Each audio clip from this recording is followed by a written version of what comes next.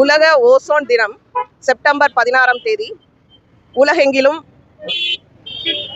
பல விழிப்புணர்வு நிகழ்ச்சிகள் மூலமாக நடந்து கொண்டிருக்கிறது.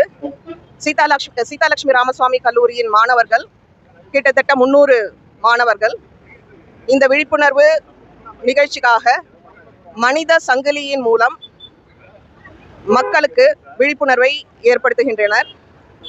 ஓசோன் படலம் நம்மை அனைவரையும் காத்து கொண்டிருக்கிறது. ஓசோன் படலத்தில் இப்பொழுது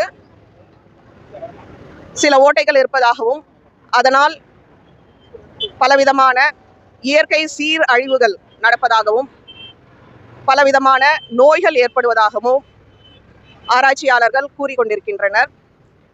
ஓசோன் படலத்தை பாதுகாக்க மரங்கள் நடுவதன் மூலமும் நெகிழிகள் பயன்படுத்தாமல் இருப்பதன் மூலமும் விழிப்புணர்வு நிகழ்ச்சிகள் நடந்தேறி கொண்டிருக்கிறது.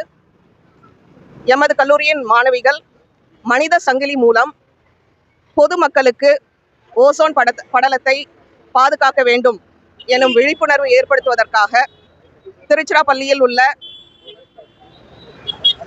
வரலாற்று சிறப்புமிக்க காவேரி பாலத்தில் அனைவரும் ஒருங்கிணைந்து மக்களுக்கு இந்த ஓசோன் படலத்தை பாதுகாக்க விழிப்புணர்வு ஏற்படுத்தி கொண்டிருக்கிறார்கள்.